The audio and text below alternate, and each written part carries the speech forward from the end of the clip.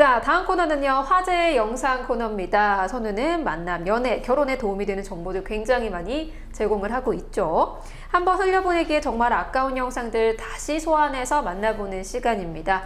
오늘 영상부터 바로 만나보시죠.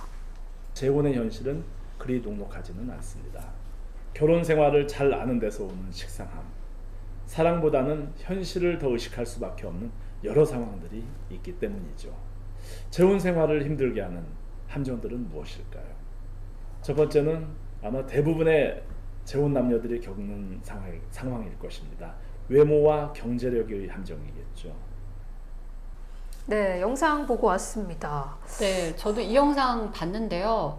재혼을 생각하는 분들은 정말 꼭 보셨으면 좋겠다는 생각이 들었고요. 저희 대표님이 정말 주옥 같은 말씀을 하셨더라고요. 네. 진짜 외모나 경제력의 이 함정에 네. 대해서도 이야기를 해주셨어요. 맞아요. 사실 초혼이든 재혼이든 뭐 남성은 여성의 외모, 여성은 남성의 경제력을 보는 거는 다 마찬가지긴 한데 사실 재혼 같은 경우는 거기에 다른 부분에서 고려해야 될 부분들이 너무 많기 때문에 그쵸. 너무 외모에 치중하거나 아니면 너무 경제력에 치중하거나 하면 정말 정작 중요한 부분들을 조금 더 놓칠 수 있어서 네. 너무 그 함정에 빠지지 말라라는 이제 말씀을 하셨더라고요. 네, 그렇다면 그 나머지 것들이 무엇일까요? 일단 또 한 부분이 이제 자녀의 함정을 말씀을 하셨는데 네. 자녀분들에 대한 생각이요. 그러니까 보통 재혼 회원들은 자녀가 다 있는 분들이 많으세요. 아무래도. 근데 내가 나를 사랑하는 만큼 상대가 내 자녀를 사랑해 주기를 바라는 분들도 계시고요.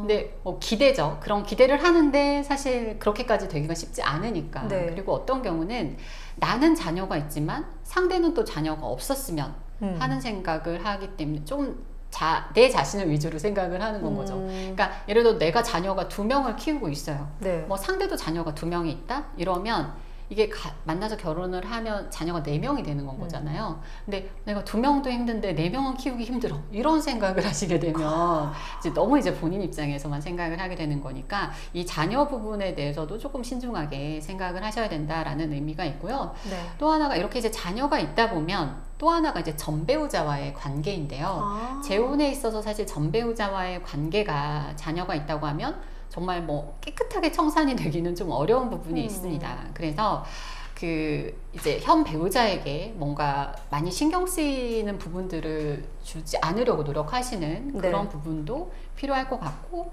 또 이제 자녀가 있는 경우에 또 그런 부분을 서로 좀 이해하는 이런 노력도 필요하실 것 같고요. 또 하나는 이제 상대 배우자를 그러니까 새로운 재혼 상대를 찾을 때 어떤 선입견을 갖는 경우들이 또 있으세요. 왜냐하면 이미 결혼 경험이 있고 누군가를 만나봤던 경험이 있기 때문에 이제 똑같은 실수를 하지 않기 위해서 내가 이전에 만났던 내 전 배우자와 뭔가 이제 비교를 하는 이런 이제 상황들이 생기시는데, 그래서 어떤 이제 사람에 대한, 이성에 대한 이제 선입견을 가지고 만나려고 하시는 경우들이 있는데, 이것 또한 이제 재혼의 함정이다라는 이야기들을 하셨습니다. 네. 네. 뭔가 두 번째 결혼이기 때문에 더 잘 살 거다라는 그런 생각을 하지만, 이번에 또 만나는 사람은 또 처음 만나는 거기 때문에 이 어려운 거는 또 마찬가지인 것 같습니다.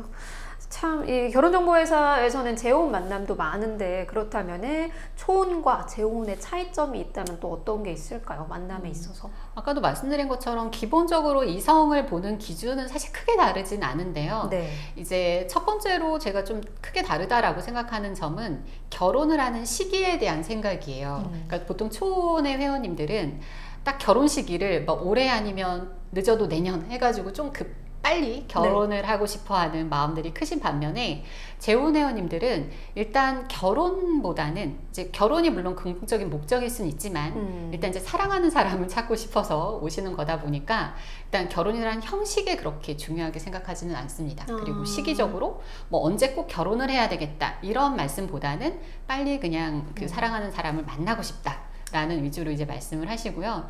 또 하나가 이성상에서 보통 이제 상대의 뭐 학력이나 직업이나 뭐 이런 부분을 말씀하시잖아요, 이성상으로. 네. 근데 이성상의 자녀 부분이 항상 포함이 됩니다. 그래서 상대가 자녀가 있냐, 없냐, 뭐 혹은 출산을 했냐, 안 했냐, 뭐 자녀가 있으면 아들인지 딸인지 뭐 이런 성별까지도 간혹 좀 요청 사항을 이야기하시는 경우들이 있고요. 네. 마지막으로 이제 말씀 좀 전에 이제 드린 것과 좀 비슷한 얘기인데 그 전 배우자와 비교를 해서 또 어떤 이성상을 얘기를 하기도 합니다. 내가 전에 이런 배우자와 결혼해서 이런 점이 좋았으면 어쨌든 뭐 예를 들어 나이 차이를 내가 뭐 이전 배우자는 뭐 띠동갑이었다. 그렇다면 이제 서너 살, 네다섯 살 차이의 이성은 만나지 않으려고 한다는 뭐 이런 부분들이 있고, 뭐 전 배우자가 전문직이었다. 근데 뭐 전 배우자가 전문직이었는데 뭐 뭔가 이렇게 좀 안 좋은 경험이 있다 하면 뭐 전문직은 좀 제외하고 다른 부분을 보려고 한다거나 해서 그 전 배우자 비교해서 이성상을 또 이야기하시는 경우들이 있습니다.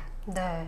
그렇다면 재혼 만남이 잘 되려면 주의해야 할 점들 지금 몇 가지씩 쭉 말씀하시면서 중간중간 나오긴 했는데 좀 더 정리해서 한 번 더 말씀해 주신다면 어떤 것들이 있을까요? 우선 대표님이 영상에서 말씀하신 이제 5가지 함정이 있습니다. 나중에 이제 영상을 보시면 확인하실 수 있는데 이 부분에 이제 함정에 빠지지 않도록 조심해야 되는 부분이 있고요. 일단 만남에 있어서 이렇다 보니까 또 너무 신중하게 어떤 만남을 선택하시는 것도 또 없지 않아 있어요. 근데 저희가 말씀드리는 거는 만나는 과정에서 결혼까지 가는 과정에서 좀 신중함을 말씀을 드리는 거고요. 사람을 일단 누군가를 만나려고 할 때는 너무 제한을 하지 않으시는 게 좋습니다. 그러니까 사실 재혼이신 분들이 성격 되게 중요하게 생각하시거든요. 네. 아, 성격이 정말 맞아야 되더라 이런 얘기 많이 하시면서 그렇다 보니까 어떤 성격적인 부분을 이성상으로 많이 말씀을 하죠. 어떤 취미가 맞는다라던가 아니면 이러이러한 성격 해가지고 좀 자세하게 나열하듯이 얘기하시는 경우들이 있는데 아시겠지만 성격은 우리 뭐 누구나 알듯이 만나봐야 아는 부분인 거잖아요. 그래서 너무 세심하게 만남 전에 체크하려고 하는 경향들이 또 있어요. 이제 뭐 이제 2번 실수하지 않으시려고 이제 그런 부분이 있는데 네. 일단은 그 부분은 좀 이제 폭넓게 만나보시고 만나시는 과정에 상대를 조금 더 세심하게 보시는 게 필요할 것 같습니다. 네. 이런 꿀팁들 잘 기억을 하셔서요. 재혼에도 모두 다 성공하시길 바라겠습니다.